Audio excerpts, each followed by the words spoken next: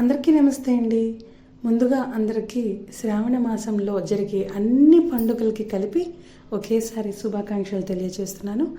అయితే ఇప్పుడు ఈ వీడియో ఎందుకు చేస్తున్నానంటే, ఈ శ్రావణ బహుళ అష్టమికి నేను మా ఇంట్లో అనఘాష్టమి వ్రతం మొట్టమొదటిసారి చేసుకున్నానండి. మొట్టమొదటిసారి అంటే వివాహం అయిన తర్వాత నాకు ఫస్ట్ టైము బాబు పుట్టి చనిపోయాడు. నా పేరు అనసూయాదేవి. అయితే మా ఇంట్లో దత్తాత్రేయ స్వామి యొక్క ఆరాధన అనేది మాకు చాలా పవిత్రమైన ఇష్టమైన ఆరాధన.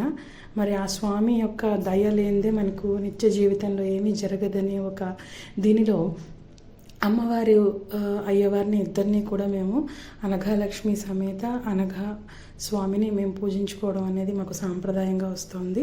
మా అమ్మ ఎప్పుడూ కూడా మార్గశిర లక్ష్మి వారాలు చేసుకుంటూ మార్గశిర మాసంలో వచ్చే బహుళాష్టమి నాడు అనఘాష్టమి వ్రతం చక్కగా 8 కలశాలు పెట్టుకుని దత్తస్వామిని అమ్మవారిని అనగాదేవిని పెట్టుకుని పూజ చేసుకునే దత్త సాంప్రదాయం నడుస్తూ ఉంటుంది. అయితే వివాహం అయిన తర్వాత నాకు ఫస్ట్ బేబీ కలగడం జరిగింది. ఫస్ట్ బేబీ అప్పుడు బాబు లోపలే చనిపోయాడు. ఆ బాబుకి నేను ప్రహ్లాద దత్తు అని పేరు పెట్టుకుందాం అనుకున్నాను. కానీ అలా జరగకపోయేసరికి, బాబు దక్కకపోయేసరికి విపరీతమైన బాధ, ఎందుకు ఏం చేసుంటాను అని ఒక బాధ, మళ్ళీ పిల్లలు కలగాలి దత్తస్వామి దయ వల్ల అని నేను గట్టిగా దండం పెట్టుకుని గురుచరిత్ర పారాయణ అయితే 27 సార్లు సంతానం కోసం అని చేశానండి. అప్పుడు మా వారు నేను ఇద్దరము అనఘాష్టమి వ్రతం పిల్లలు కలిగితే తప్పకుండా మేము బారసాల తర్వాత చేసుకుంటామని అనుకున్నాము.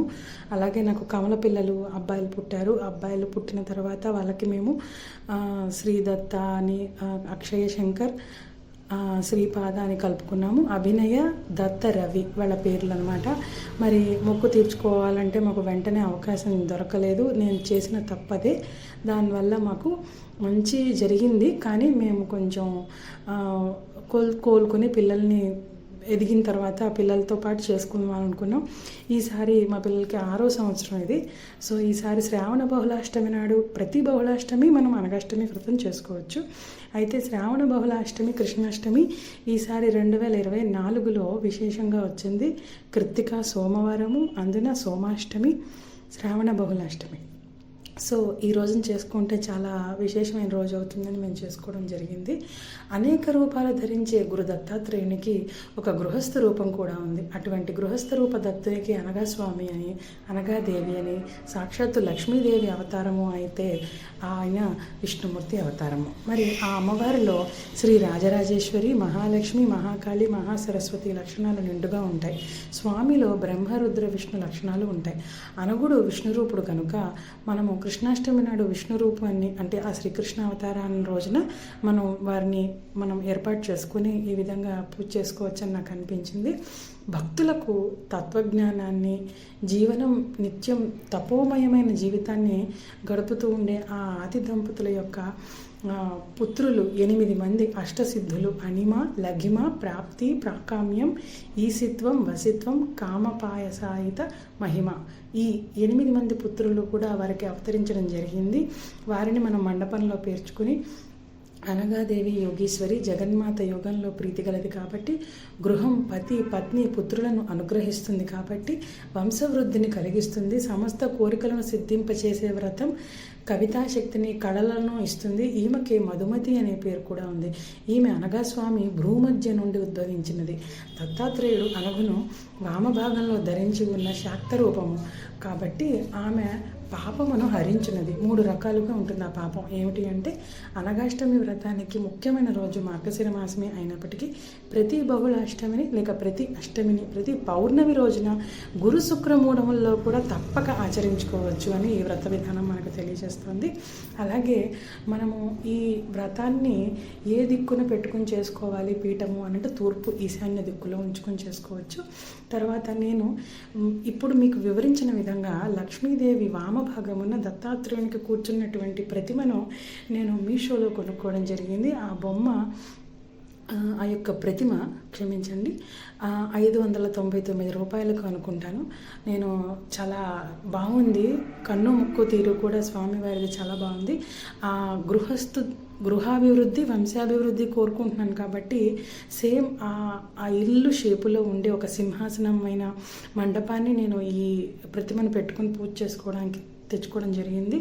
మీరు తర్వాత మనకు అష్టసిద్ధులతో లక్ష్మీదేవే కాబట్టి అటు ఇటు గజాలను పెట్టుకున్నాను, తామర పువ్వు దీపాలు తెచ్చుకున్నాను. ఇవన్నీ నేను సేకరించుకొని బహుళాష్టమి నాడు చేసుకుందామని నిర్ణయించుకొని ఇంకా వెంటనే చేసేసుకున్నామండి. నైవేద్యంగా వివిధ ఫలాలు, పంచకజ్జాయం అనేది స్పెషల్ నైవేద్యం అనమాట స్వామికి.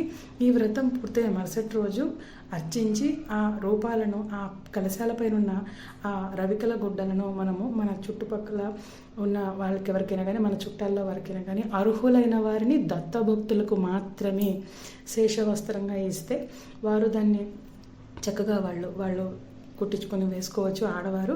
తర్వాత మిగిలిన మన ప్రసాదాన్ని అందరితో పాటు పంచుకోవాలి.